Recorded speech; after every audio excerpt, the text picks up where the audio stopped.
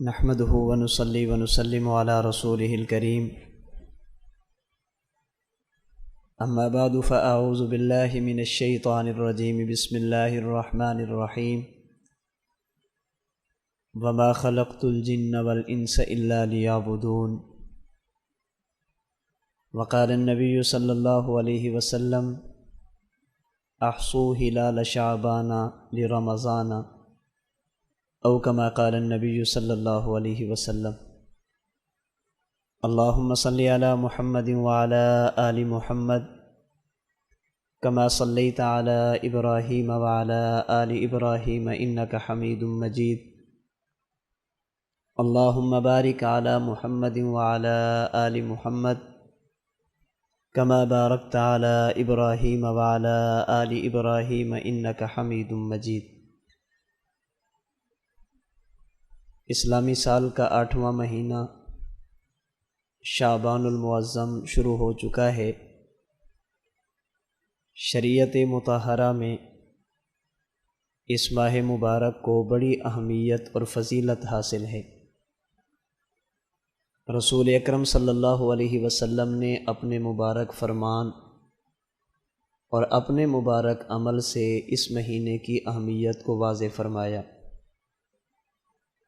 اگرچہ شریعت مطہرہ میں شعبان المعظم کی کوئی خاص عبادت مقرر اور متعین نہیں ہے، جیسے رمضان المبارک میں روزے مقرر ہیں، ذی الحج کے مہینہ میں قربانی اور حج مقرر ہیں۔ شعبان کے مہینے میں اگرچہ شریعت کی طرف سے کوئی خاص عبادت مقرر نہیں، لیکن شریعت نے اس مہینے کو بڑی اہمیت اور بڑی فضیلت کے ساتھ بیان کیا ہے۔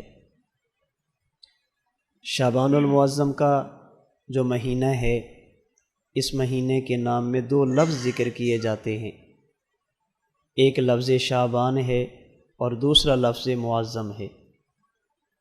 شعبان کا معنی بعض اہل علم فرماتے ہیں اس کا معنی ہوتا ہے اجتماع، کسی چیز کا اکٹھا ہونا، جمع ہونا۔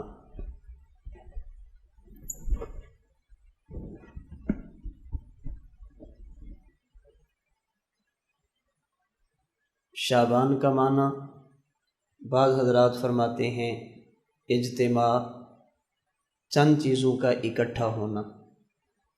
اس مہینے کو شعبان اس لیے کہا جاتا ہے کہ اس میں اللہ کی طرف سے خیریں، بھلائیاں، برکتیں یہ اکٹھی ہوتی ہیں۔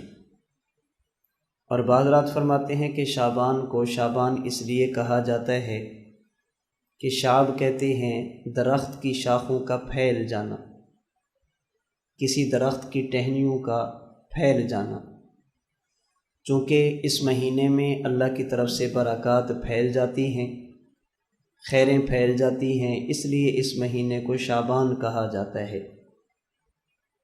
محبوب سبحانی حضرت شیخ عبد القادر جیلانی رحمۃ اللہ علیہ غنیت الطالبین میں اس مہینے کی اہمیت اور فضیلت کو بیان کرتے ہوئے فرماتے ہیں کہ شعبان میں 5 حرف ہیں اور ان میں سے ہر ایک حرف اس مہینے کی عظمت اور اہمیت کو واضح کرتا ہے۔ اس میں پہلا حرف ہے شین، یہ اشارہ ہے شرافت اور بزرگی کی طرف۔ اس کا معنی یہ ہے کہ یہ مہینہ بڑی شرافت والا، عزت و عظمت والا اور بزرگی والا ہے۔ شعبان میں دوسرا حرف ہے عین، یہ اشارہ ہے علو یعنی بلندی کی طرف۔ اس کا معنی یہ ہے کہ اس مہینے میں انسان اگر اللہ کے احکام پر عمل کرے تو وہ روحانی طور پر بلندیوں کا حقدار اور مستحق بنتا ہے۔ شعبان میں تیسرا حرف ہے با، یہ اشارہ ہے بر یعنی احسان اور بھلائی کی طرف۔ اس کا معنی یہ ہے کہ یہ مہینہ نیکیوں کا، بھلائیوں کا، احسان اور خیر خواہی کا ہے۔ شعبان میں چوتھا حرف ہے الف، یہ اشارہ ہے الفت یعنی باہمی محبت کی طرف۔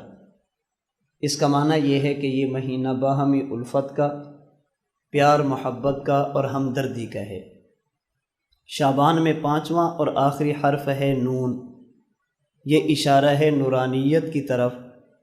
اس کا معنی یہ ہے کہ اگر انسان یہ مہینہ اللہ کے احکام پر عمل کر کے گزارے، اللہ رب العزت اسے شرک اور کفر کی ظلمات سے بچا کر ایمان اور توحید کی نورانیت عطا فرما دیتے ہیں۔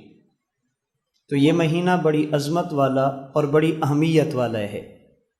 اسی وجہ سے جناب نبی کریم صلی اللہ علیہ وسلم رمضان المبارک کے آنے سے پہلے ہی اللہم بارک لنا فی رجب و شعبان و بلغنا رمضان، یہ دعا مانگ کر ماہ رجب اور ماہ شعبان کی اہمیت کو واضح فرماتے ہیں۔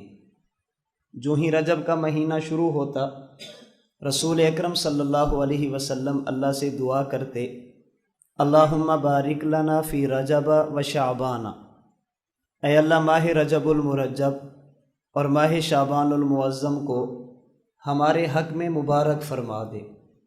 وبلغنا رمضان، اے اللہ ایمان کے ساتھ، صحت و سلامتی کے ساتھ ہمیں رمضان المبارک کی سعادتیں نصیب فرما دے۔ ماہ شعبان میں دوسرا لفظ ہے المعظم، اس کا معنی ہے عظمت والا، اس کا معنی ہے عظمت والا۔ اس ماہ مبارک کو شعبان المعظم اس لیے کہا جاتا ہے کہ چونکہ یہ رمضان المبارک کے قریب ہے، اس کے فوراً بعد رمضان المبارک کا مہینہ شروع ہو جاتا ہے، تو قربت رمضان کی وجہ سے، رمضان المبارک کے ساتھ ملے ہونے کی وجہ سے اللہ رب العزت نے اس مہینے کو بڑی عظمتیں عطا فرمائی ہیں۔ میں اور آپ یہ مہینہ کیسے گزاریں؟ اس مہینے میں مجھے اور آپ کو کیا کرنا چاہیے تاکہ یہ مہینہ ہمارا قیمتی بن جائے؟ میں نے گزارش کی کہ شریعت مطہرہ میں کوئی خاص عبادت اس مہینے کی مقرر نہیں ہے جسے فرض کا درجہ دیا جائے، واجب کا درجہ دیا جائے، ایسی کوئی عبادت مقرر نہیں۔ ہاں البتہ احادیث مبارکہ، فقہ اسلامی اور ہمارے بزرگوں کی کتابیں، ان کو اگر دیکھا جائے تو بعض چیزیں مجھے اور آپ کو سمجھ آتی ہیں۔ ان میں سے بعض چیزیں وہ ہیں جن کا تعلق پورے ماہ شعبان المعظم کے ساتھ ہے، اور بعض چیزیں وہ ہیں جن کا تعلق ایک خاص رات اور خاص دن کے ساتھ ہے، جسے شب برات کہا جاتا ہے اور 15 شعبان المعظم کا دن کہا جاتا ہے۔ جہاں تک تعلق ہے ماہ شعبان المعظم کی عمومی فضیلت کا یا عمومی کرنے کے کاموں کا، ان میں سب سے پہلا کام جو اس مہینے میں کرنے والا ہے وہ ہے شعبان المعظم کی تاریخوں کو یاد کرنے کا اہتمام کرنا۔ ویسے تو ایک مسلمان کو پورا سال یہ معلوم ہونا چاہیے کہ اسلامی سال کا کون سا مہینہ چل رہا ہے اور آج اس کی کون سی تاریخ ہے۔ اسلامی سال محرم الحرام سے شروع ہوتا ہے اور ذی الحج پہ جا کر مکمل ہوتا ہے۔ ایک مسلمان کا حق بنتا ہے اسے پتہ ہونا چاہیے کہ یہ اسلامی سال کا کون سا مہینہ ہے اور اس کی کون سی تاریخ ہے۔ جس طرح ہم شمسی اور عیسوی سال کی تاریخ یاد کرتے ہیں کہ یہ جنوری ہے، اس کی فلاں تاریخ ہے، فروری ہے، اس کی فلاں تاریخ ہے، ہمارا حق بنتا ہے کہ اسلامی سال کے مہینوں کی تاریخیں بھی یاد رکھیں۔ اور ہمارے حضرت دامت برکاتہم اللہ علیہ اس کا بڑا آسان طریقہ ارشاد فرماتے ہیں کہ اگر بندہ قرآن کریم کی تلاوت کا اہتمام کرے اور اس کی ترتیب یہ رکھ لے، جو ہی چاند نظر آئے قرآن کریم کا پہلا پارہ تلاوت کر لے اور زندگی میں معمول بنا لے کہ میں نے روزانہ قرآن کریم کا ایک پارہ پڑھنا ہے۔ جب پہلی تاریخ ہوگی تو پہلا پارہ پڑھیں گے، دوسری ہوگی تو دوسرا پڑھیں گے، مہینہ بھی چلتا رہے گا، تلاوت بھی چلتی رہے گی۔ اس اعتبار سے انسان کو اسلامی تاریخ یاد کرنے میں مشکل پیش نہیں آئے گی۔ اسے پتہ ہوگا آج میں نے تیسرا پارہ تلاوت کیا، اس کا معنی یہ ہے کہ آج شعبان کی 3 تاریخ ہے۔ میں نے چھٹا پارہ تلاوت کیا، اس کا معنی یہ ہے کہ آج شعبان کی 6 تاریخ ہے۔ تو اس مہینے کی تاریخوں کو یاد کیا جائے۔ حضرت امام حاکم رحمۃ اللہ علیہ نے اپنی کتاب مستدرک حاکم میں حدیث مبارک نقل کی، رسول اللہ صلی اللہ علیہ وسلم فرماتے ہیں احصو ہلال شعبان لرمضان، رمضان المبارک کے مقاصد کو پانے کے لیے، رمضان المبارک کا استقبال کرنے کے لیے شعبان المعظم کی تاریخوں کو گنا کرو، شعبان المعظم کی تاریخوں کو یاد کیا کرو، تاکہ پتہ چلے رمضان کے آنے میں کتنے دن باقی ہیں، کتنے ایام باقی ہیں۔ یہاں پر ایک غلط فہمی کا ازالہ کرنا ضروری سمجھتا ہوں۔ رسول اللہ صلی اللہ علیہ وسلم کے اس مبارک فرمان سے اتنی بات تو معلوم ہوگی کہ ایک مسلمان کو شعبان المعظم کی تاریخوں کو یاد کرنے کا اہتمام کرنا چاہیے، اتنی بات احادیث سے ثابت ہے۔ عموماً شعبان المعظم کا چاند نظر آنے کے بعد موبائل پر میسج کے ذریعے، واٹس ایپ پر میسج کے ذریعے، میڈیا پر، فیس بک وغیرہ پر ایک میسج عام کیا جاتا ہے اور اس کی نسبت کی جاتی ہے جناب نبی کریم صلی اللہ علیہ وسلم کی طرف۔ کہتے ہیں کہ فلاں تاریخ کو پہلا روزہ ہوگا۔ حضور علیہ الصلوۃ والسلام نے فرمایا کہ جو کسی کو بتائے گا کہ رمضان کب شروع ہو رہا ہے اس کے لیے جنت واجب ہو جائے گی۔ اس میسج کو پھیلایا جاتا ہے 23 یا 24 مارچ کو پہلا روزہ ہوگا۔ حضور نے فرمایا جو کسی کو بتائے گا کہ رمضان کب شروع ہو رہا ہے اس کے لیے جنت واجب ہو جائے گی۔ یاد رکھیے یہ اللہ کے نبی کا فرمان نہیں ہے، یہ حدیث مبارک نہیں ہے، اسے گھڑ کر اللہ کے نبی کی طرف منسوب کیا گیا۔ یہ بغیر تحقیق کے آگے پھیلانے والی بات ہے جو انسان کو بجائے ثواب کے عذاب کا حقدار بناتی ہے اور جنت کی بجائے جہنم کی طرف لے کر جاتی ہے۔ قرآن کریم میں اللہ کریم نے ایسے لوگوں کے بارے میں فرمایا یہ لوگ وہ ہیں اکثرین اعمال، جو اعمال کے اعتبار سے نقصان اٹھانے والے ہیں۔ وہ ایک کام کرتے ہیں، سمجھتے ہیں کہ ہم اچھا کر رہے ہیں، دین کا کام کر رہے ہیں، شریعت کا کام کر رہے ہیں، حقیقت یہ ہوتی ہے کہ وہ گمراہ ہوتے ہیں اور ان کی محنت رائے گاں جاتی ہے۔ اب اگر ایک بات اللہ کے نبی نے ارشاد نہیں فرمائی، کوئی مسلمان اس بات کو اللہ کے نبی کی طرف منسوب کرتا ہے تو رسول اللہ صلی اللہ علیہ وسلم کا فرمان بخاری شریف میں موجود ہے، فرمایا من کذب علی متعمدا فلیتبوأ مقعدہ من النار۔ اگر ایک بات میں نے نہ کی ہو اور جو بندہ یہ جانتا ہو کہ یہ بات میری نہیں پھر بھی اس کی نسبت میری طرف کرے، جان بوجھ کر میری طرف جھوٹ کو منسوب کرے، فلیتبوأ مقعدہ من النار، اسے چاہیے کہ جہنم کے لیے تیار ہو جائے۔ اب جس چیز کو آج کا مسلمان، آج کا نوجوان جنت سمجھ کر پھیلا رہا ہے اور یہ سمجھتا ہے کہ میں جنت کی طرف جا رہا ہوں، حقیقت یہ ہے کہ وہ جہنم کی طرف جا رہا ہے۔ جنت میں جانے کے لیے صرف میسج کافی نہیں ہے، جنت میں جانے کے لیے صرف کسی کو پیغام پہنچانا کافی نہیں، جنت میں جانے کے لیے ایمان ضروری، ایمان کے بعد نماز ضروری، ایمان کے بعد روزہ ضروری، ایمان کے بعد اعمال ضروری۔ ایک بندہ وہ ہے جو 5 وقت کی نماز کے قریب بھی نہیں جاتا، وہ سمجھتے کہ کسی بندے کو میسج کروں گا تو جنت مل جائے گی، رمضان المبارک کا روزہ نہیں رکھتا، صرف یہ میسج کرنا کہ فلاں تاریخ کو رمضان شروع ہو رہا ہے۔ جنت اتنی سستی نہیں ہے کہ جو صرف ایک میسج پر اللہ کریم عطا فرما دیں۔ تو اس مہینے میں شعبان کی تاریخوں کو یاد کرنے کا اہتمام کیا جائے اور بغیر تحقیق کے، بغیر کسی مستند عالم سے پوچھے آگے کسی بات کو پھیلانا، آگے سنی بات کو پھیلانا، اس سے ایک مسلمان کو اجتناب کرنا چاہیے، اپنے آپ کو بچانا چاہیے۔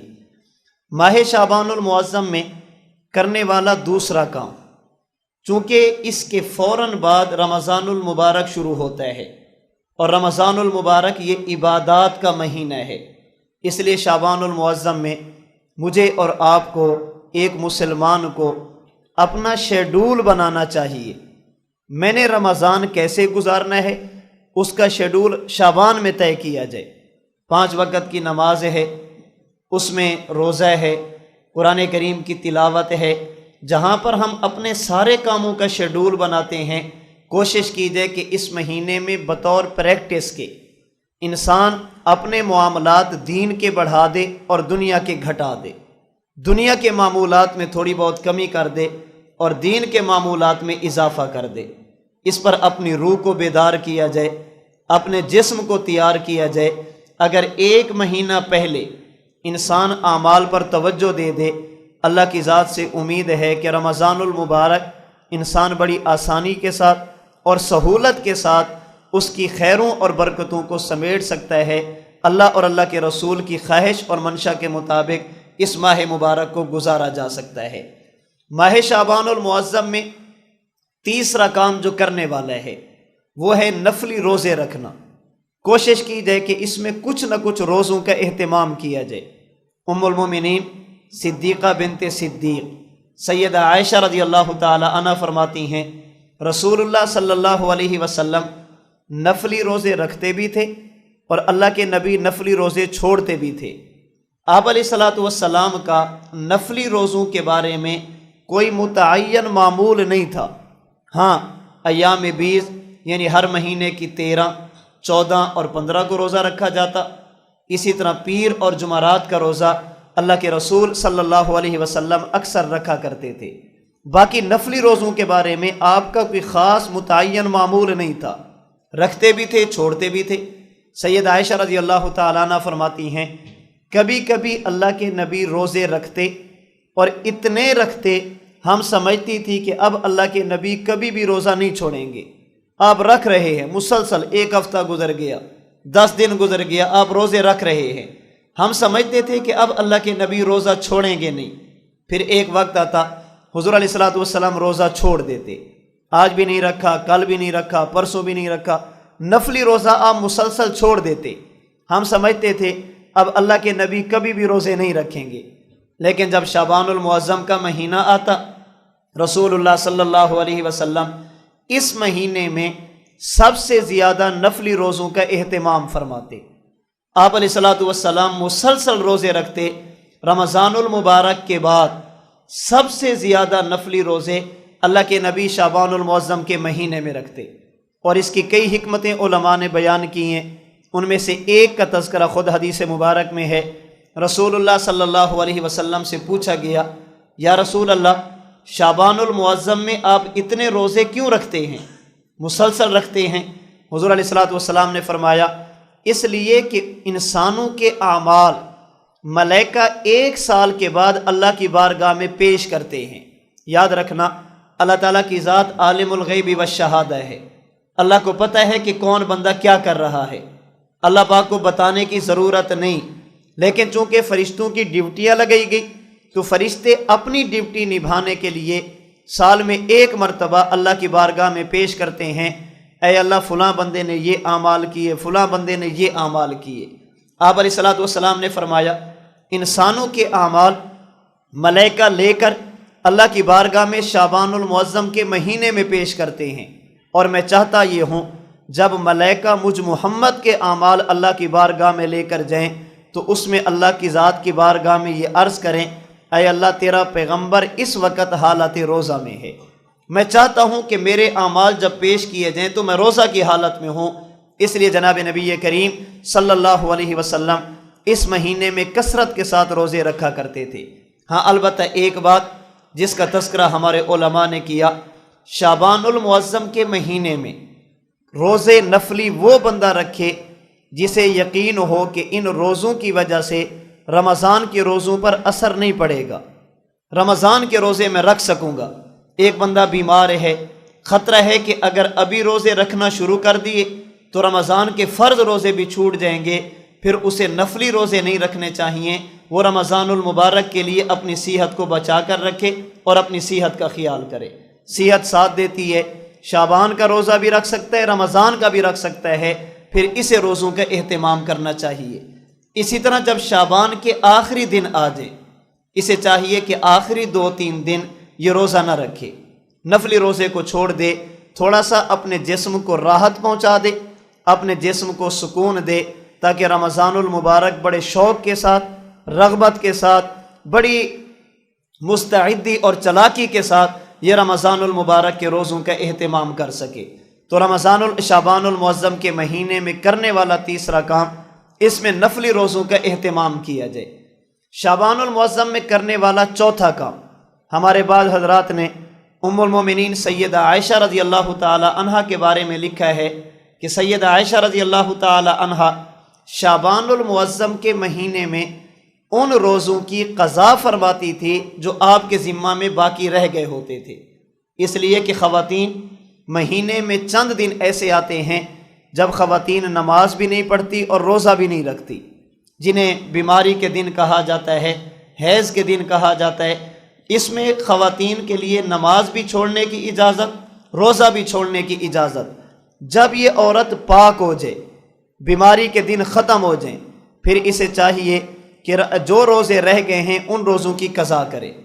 یہ عورت نماز کی قضا نہیں کرتی، روزوں کی قضا کرتی ہے۔ نمازیں اللہ کی طرف سے معاف ہیں، روزوں کی قضا اس کے ذمہ میں واجب اور لازم ہوگی۔ یہاں پر ایک بات میرے ذہن میں آ گئی، حضرت امام اعظم امام ابو حنیفہ نعمان بن ثابت رحمۃ اللہ علیہ، جن کی فقہ پر میں اور آپ عمل کرتے ہیں، جن کے بتائے ہوئے مسائل کو لے کر ہم قرآن و سنت پر عمل کرتے ہیں، حضرت امام صاحب رحمۃ اللہ علیہ کی ملاقات حضرت امام محمد باقر رحمۃ اللہ علیہ سے ہوئی۔ حضرت امام محمد باقر رحمۃ اللہ علیہ فرمانے لگے، ابو حنیفہ آپ کے بارے میں مجھے خبر ملی ہے کہ آپ دین کے مقابلے میں اپنی عقل کو ترجیح دیتے ہیں، شریعت کی بات کو چھوڑ کر اپنی عقل کو لیتے ہیں۔ ایک طرف قرآن اور حدیث ہوتی ہے، ایک طرف آپ کی عقل ہوتی ہے، آپ قرآن اور حدیث کو چھوڑ دیتے ہیں، عقل کو نہیں چھوڑتے، کیا یہ بات ٹھیک ہے؟ حضرت امام صاحب رحمۃ اللہ علیہ نے اپنی بات کو سمجھانے کے لیے امام محمد باقر سے کئی ایک مسئلے پوچھے۔ ان میں سے ایک مسئلہ جو موقع کی مناسبت سے ہے، فرمایا حضرت مجھے یہ بتائیں، نماز اور روزہ ان میں سے زیادہ اہم کیا ہے؟ نماز بھی فرض ہے، روزہ بھی فرض ہے، لیکن ان میں سے زیادہ اہمیت کس کو ہے؟ امام محمد باقر فرمانے لگے، ان میں زیادہ اہمیت نماز کو ہے، اس لیے کہ نماز کسی حالت میں بھی چھوڑنے کی اجازت نہیں، روزہ بعض حالتوں میں چھوڑنے کی اجازت ہے۔ اگر بندہ بیمار ہے، کھڑا نہیں ہو سکتا، بیٹھ کر نماز پڑھے گا، بیٹھ نہیں سکتا، لیٹ کر نماز پڑھے گا، لیٹ کر بھی نہیں پڑھ سکتا تو اشارے سے پڑھے گا، نماز معاف نہیں ہے۔ اگر کوئی بندہ بیمار ہے تو روزہ چھوڑنے کی اجازت ہے، وہ بعد میں قضا کرے گا۔ اب دیکھیں، نماز وقتی طور پر بھی معاف نہیں، روزہ وقتی طور پر معاف ہے۔ ایک بندہ سفر پر ہے، سفر کی حالت میں بھی نماز معاف نہیں ہے، حالت جنگ میں بھی نماز معاف نہیں ہے، لیکن اگر کوئی بندہ سفر میں ہو تو سفر کی حالت میں روزہ چھوڑنے کی اجازت موجود ہے۔ فمن کان منکم مریضا او علی سفر فعدۃ من ایام اخر، اللہ تعالیٰ فرماتے ہیں بیمار ہو روزہ چھوڑ دو، بعد میں قضا کرو، سفر ہے تو روزہ چھوڑ دو، بعد میں قضا کرو۔ تو نماز کسی حالت میں بھی چھوڑنے کی اجازت نہیں، روزہ بعض حالتوں میں چھوڑنے کی اجازت ہے۔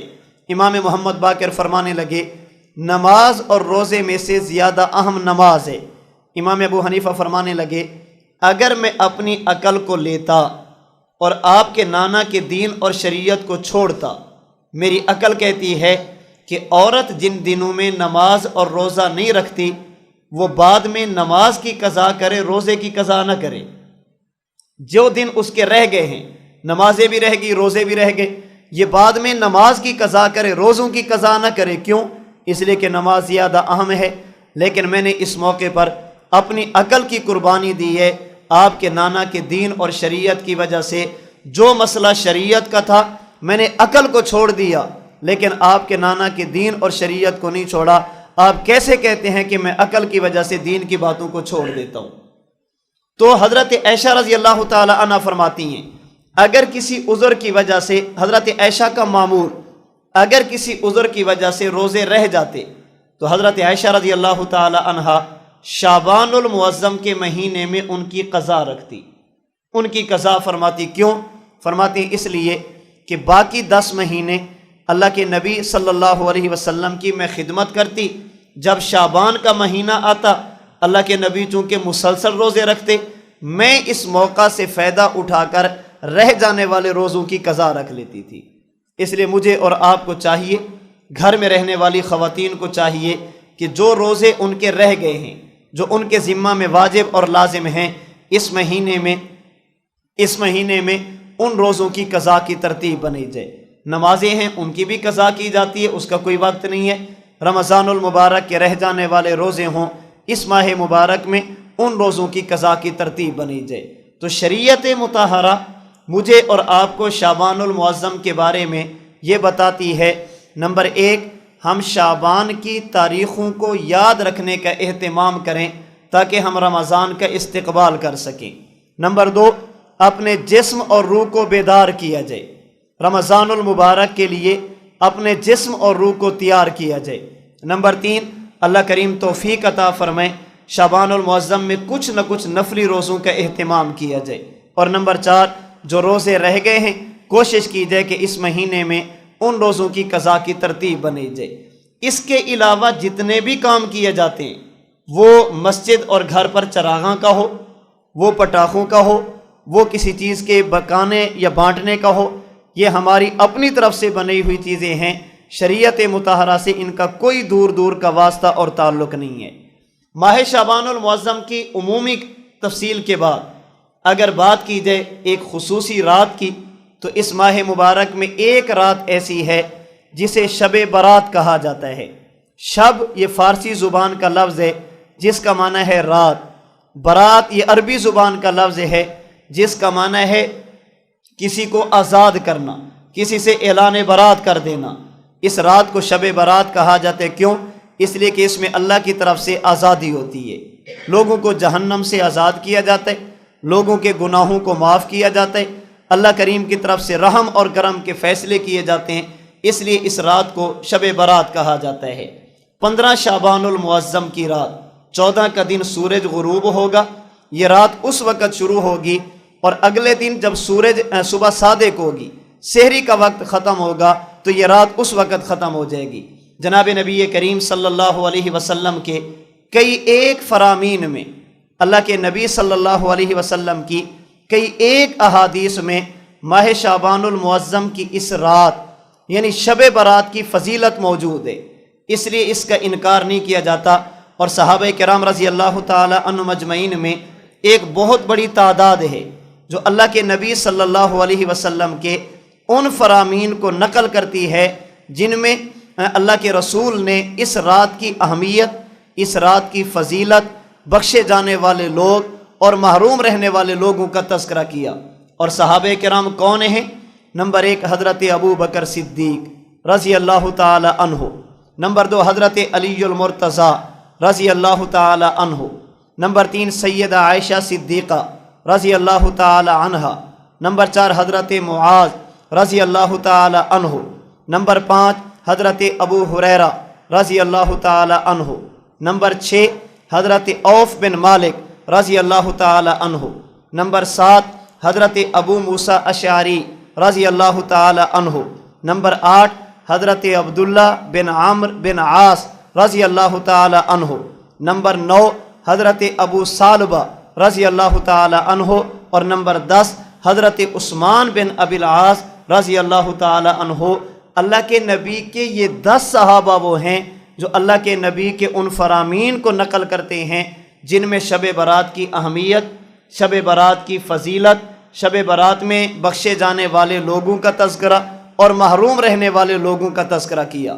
اور ائمہ محدثین جن کا کام اللہ کے نبی کے فرامین کو جمع کرنا ہے، اللہ کے نبی کی احادیث کو اکٹھا کرنا ہے، ان میں ایک بہت بڑی تعداد ایسی ہے جنہوں نے اللہ کے نبی کی ان احادیث کو اپنی اپنی کتابوں میں جمع کیا، جن میں امام احمد بن حنبل رحمۃ اللہ علیہ نے مسند احمد میں نقل کیا، امام بخاری رحمۃ اللہ علیہ کے استاد امام ابو بکر ابن ابی شیبہ نے اپنی کتاب مصنف ابن ابی شیبہ میں، امام بخاری کے دادا استاد امام عبد الرزاق رحمہ اللہ نے اپنی کتاب مصنف عبد الرزاق میں، حضرت امام ترمذی نے سنن ترمذی میں، امام ابن ماجہ نے سنن ابن ماجہ میں، حضرت امام بغوی نے شرح السنہ میں، امام منذری نے الترغیب والترہیب میں، امام حیثمی نے مجمع الزوید میں، صاحب مشکات نے مشکات المصابیح میں، اور امام ابو بکر بیہقی نے اپنی کتاب شعب الایمان میں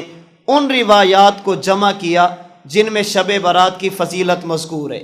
اس لیے محض اس بنیاد پر کہ ان حدیثوں پر کلام ہے، کوئی بندہ شب برات کا ہی انکار کر دے، یہ کہے کہ اس کی فضیلت نہیں، یہ دین کی ایک ثابت شدہ چیز کا انکار کرنا ہے۔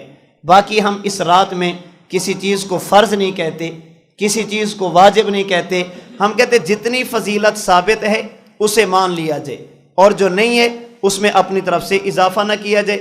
رسول اللہ صلی اللہ علیہ وسلم کے جو فرامین جن کا میں نے تذکرہ کیا، جنہیں 10 صحابہ نے نقل کیا اور محدثین نے اپنی اپنی کتابوں میں انہیں بیان کیا، ان کا خلاصہ کیا ہے؟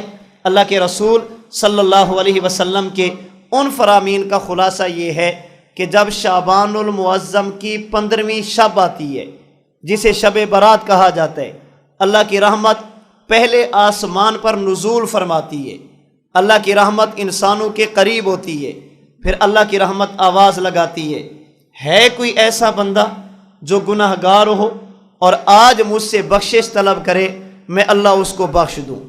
ہے کوئی ایسا بندہ جو غربت میں، فقر و فاقہ میں، رزق کی کمی میں مبتلا ہو، آج مجھ سے رزق کی وسعت مانگے، میں اللہ اس کو رزق عطا فرما دوں۔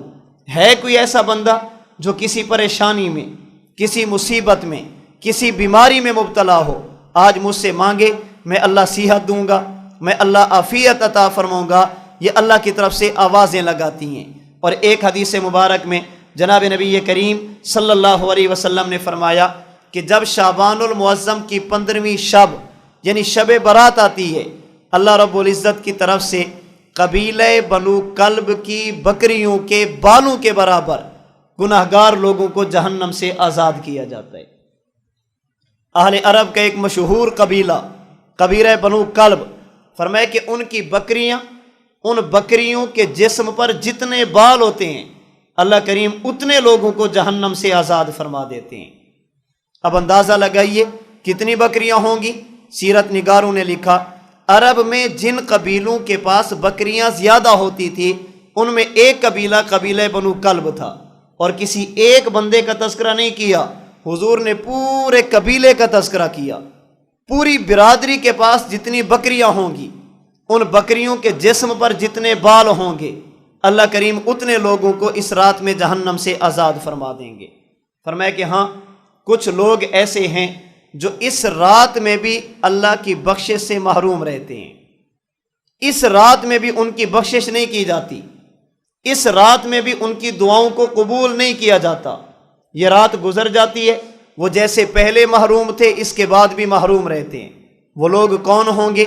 سب سے پہلا شخص جو اس رات بھی اللہ کی رحمت سے محروم رہتا ہے وہ ہے شرک کرنے والا، مشرک۔ اللہ تعالیٰ کی ذات میں، اللہ تعالیٰ کی صفات میں کسی غیر کو شریک ٹھہرا دے۔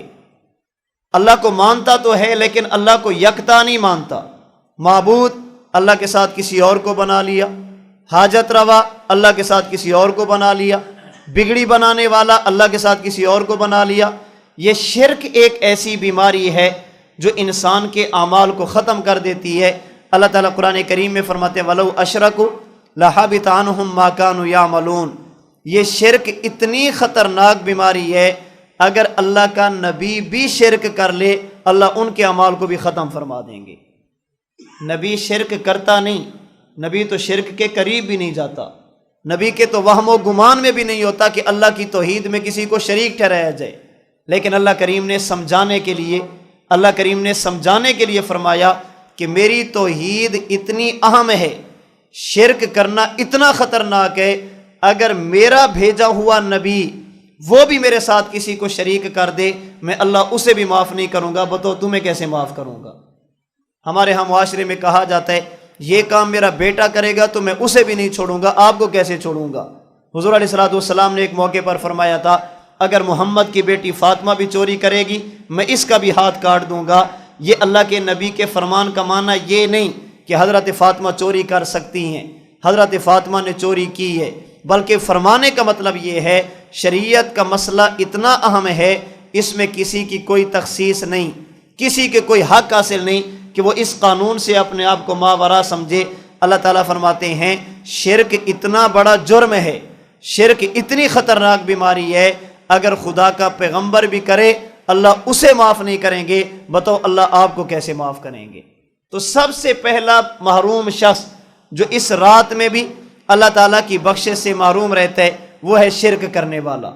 نمبر 2، اس رات میں اللہ کی طرف سے محروم رہنے والا دوسرا شخص یہ وہ شخص ہے جو اپنے والدین کا نافرمان ہے۔ والدین کا نافرمان، اللہ تعالیٰ نے والدین کی نعمت عطا فرمائی، والدین کا دل دکھایا، والدین کی نعمت عطا فرمائی، والدین کو ستایا، والدین کی نعمت عطا فرمائی، والدین کی قدر نہیں کی، والدین کو تکلیف دی ہے۔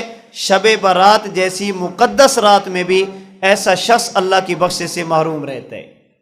ایسے شخص کی بخشش نہیں کی جاتی جو والدین کا دل دکھانے والا، والدین کو ناراض کرنے والا۔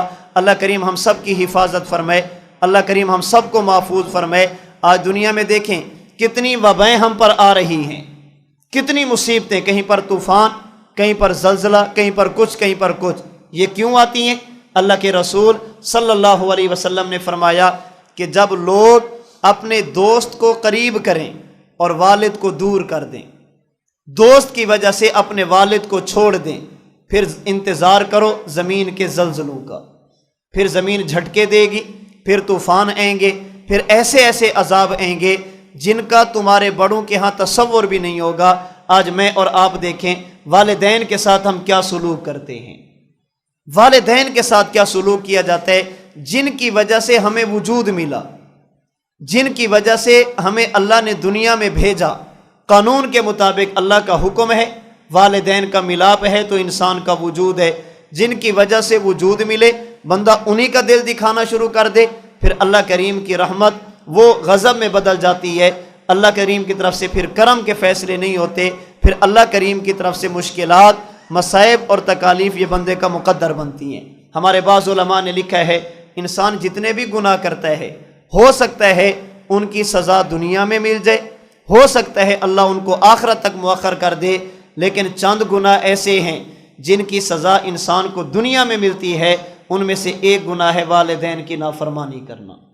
والدین کا نافرمان دنیا میں ذلیل ہوگا، دنیا کے اندر اس تکلیف کو بھگتے گا، اللہ کی طرف سے آنے والی پریشانی اس کو سامنا کرنا پڑے گا۔ ہمارے حضرت دامت برکاتہم العالیہ فرماتے ہیں اگر کوئی بندہ یہ چاہتا ہے اللہ کریم میرے رزق میں برکت عطا فرما دیں، اللہ کریم رزق میں وسعت عطا فرما دیں، اسے چاہیے کہ والدین کو خوش رکھے۔ جس بندے کے والدین اس پر خوش ہوں گے اللہ کریم اس کے لیے برکت کے دروازے کھول دیں گے۔ تو دوسرا شخص جو اس رات بھی بخشش سے محروم رہتا ہے وہ ہے والدین کی نافرمانی کرنے والا۔ ایک اور شخص جس کی اس رات بھی بخشش نہیں ہوتی وہ محروم رہتا ہے، وہ ہے شراب پینے والا، شراب کا عادی، شرابی بھی اس رات محروم رہتا ہے۔ ایک اور شخص جس کی اس رات بخشش نہیں ہوتی وہ ہے زنا کرنے والا۔ ایک اور شخص جس کی اس رات بھی بخشش نہیں ہوتی وہ ہے تکبر کرنے والا، اپنے آپ کو بڑا سمجھنے والا، اپنی شلوار، اپنی چادر، اپنا پاجامہ ٹخنوں سے نیچے لٹکانے والا۔ یہ ایسے گناہ ہیں جن کی وجہ سے انسان اس رات میں بھی بخشش سے محروم رہتا ہے۔ ایک اور شخص جس کی اس رات بھی بخشش نہیں ہوتی وہ ہے رشتوں کو توڑنے والا، کبھی بھائی کے ساتھ لڑائی، کبھی چچا کے ساتھ لڑائی، کبھی ماموں کے ساتھ لڑائی، کبھی چچا زاد بھائی کے ساتھ لڑائی، ہمیشہ لڑتے لڑتے رشتوں کو توڑنے والا۔ تیرے ساتھ میرا جینا مرنا ختم، تو نے میری خوشی اور غمی میں شرکت نہیں کرنی۔ فرمایا کہ جو بندہ اپنے رشتوں کو ختم کرتا ہے، رشتہ داروں کے ساتھ تعلقات کو توڑتا ہے، وہ اس رات میں بھی اللہ کی رحمت سے محروم رہتا ہے۔ اب میں اور آپ غور کریں کہیں ان میں سے کوئی جرم ہمارے اندر ہے تو نہیں؟ شرک ہے، توبہ کریں۔ والدین کی نافرمانی ہے، ان کو راضی کریں۔ دنیا سے چلے گئے، ان کے لیے ایصال ثواب کریں، ان کے دوستوں کے ساتھ اچھا رویہ رکھیں، اپنے آپ کو شراب سے بچائیں، اپنے آپ کو زنا سے بچائیں، اپنے آپ کو تکبر والی بیماری سے بچا کر تواضع اور عاجزی والی نعمت اپنے اندر لانے کی کوشش کریں۔ اپنی برادری، اپنے خونی رشتہ داروں کا خیال کریں۔ حدیث مبارک میں ہے جو صلہ رحمی کرتا ہے، رشتہ داریوں کو جوڑتا ہے، اللہ کریم اس کی عمر میں برکت عطا فرما دیتے ہیں، اللہ کریم اس کے رزق میں وسعت عطا فرما دیتے ہیں۔ اس کے برخلاف اگر کوئی بندہ رشتہ داریوں کو توڑے گا، اللہ کریم پریشانیوں میں مبتلا کریں گے، عمر میں کمی ہو جائے گی، اور اللہ کریم رزق میں کمی دے دیں گے۔ وسعت کے باوجود بھی یہ بندہ پریشان رہے گا، اس کی مالی مشکلات کبھی ختم نہیں ہوگی۔ تو اس ماہ مبارک کی 15ویں رات جسے شب برات کہا جاتا ہے، ہلکی سی میں نے بات کی ہے، احادیث طیبہ میں جن لوگوں کی بخشش ہوتی ہے، اللہ کی طرف سے آوازیں لگتی ہیں، وہ کون ہیں؟ اور جو لوگ اس رات کے اندر بھی محروم رہتے ہیں وہ لوگ کون ہیں؟ یہ رات میں اور آپ کیسے گزاریں؟ ہمیں کیا کرنا چاہیے؟ حدیث مبارک میں کوئی خاص عبادت مقرر نہیں، اتنی ترغیب اللہ کے نبی نے دی ہے، فرمایا قوموا لیلہا وصوموا نہارہا، جب رات ہو تو مصلی پہ گزارو، عبادت کرو، اور جب دن ہے تو روزہ رکھنے کا اہتمام کرو۔ اس لیے ہمارے علماء فرماتے ہیں شب برات میں رات کا قیام یہ مستحب ہے اور دن کا روزہ یہ مستحب ہے۔ انسان کو کوشش کرنی چاہیے رات کا قیام کرے۔ رات کے قیام کا معنی کچھ نوافل پڑھ لیں، رات کے قیام کا معنی صلاۃ التسبیح کی کوشش کریں، صلاۃ التسبیح پڑھیں۔ رات کے قیام کا معنی اللہ کی بارگاہ میں کھڑے ہو کر اپنے گناہوں کا اعتراف کریں، اور اس یقین کے ساتھ کہ جناب رسول اللہ صلی اللہ علیہ وسلم نے فرمایا اس رات میں اللہ کی رحمت آواز دیتی ہے، اللہ کی رحمت متوجہ ہوتی ہے۔ بندہ حضور کے فرمان کو ذہن میں رکھ کر یقین کے ساتھ کہے اے اللہ تیرے نبی نے فرمایا میں گناہ لے کر آیا، اللہ مجھے معاف فرما دیں، اللہ میں آپ سے سوال کرتا ہوں برکت والا رزق عطا فرما دیں، اللہ میں آیا ہوں سیل بن کر، میری پریشانیوں کو ختم فرما دے، میری بیماریوں کو ختم فرما دے۔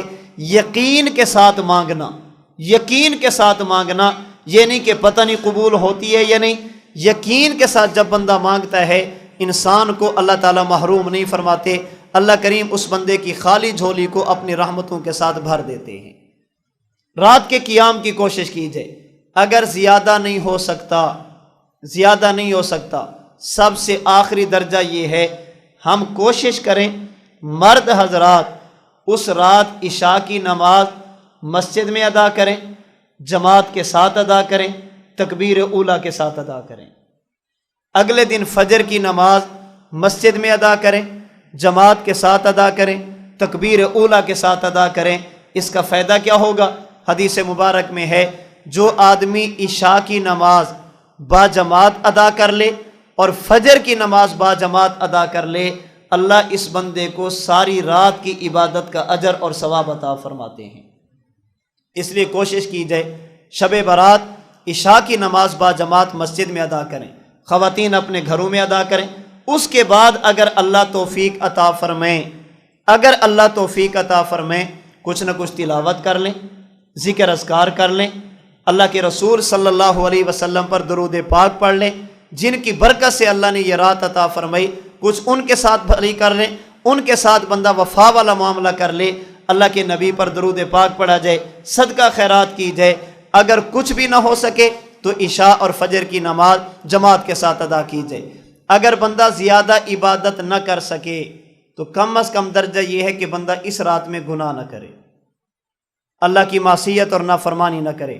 یاد رکھنا شریعت کا اصول ہے جس وقت اور جس جگہ پر عبادت کا اجر بڑھتا ہے وہاں پر معصیت اور گناہ کا وبال اور عذاب بھی بڑھ جاتا ہے۔ جہاں پر ثواب زیادہ ہوگا وہاں پر عذاب بھی زیادہ ہوگا۔ اگر ایک بندہ مسجد میں نماز ادا کرتا ہے باہر کی نماز سے ثواب زیادہ ہے، اگر مسجد میں گناہ کرے گا تو باہر کے گناہ سے عذاب بھی زیادہ ہوگا۔ اگر ایک بندہ رمضان میں عبادت کرتے اجر زیادہ ہے، رمضان میں گناہ کرے گا تو عذاب بھی زیادہ ہوگا، چونکہ اس رات میں اللہ کی طرف سے رحمتوں کا نزول باقی راتوں کی بنسبت اس میں اجر زیادہ۔ اگر کوئی بندہ اس میں گناہ کرے گا تو اس گناہ کا وبال اور عذاب بھی زیادہ ہوگا۔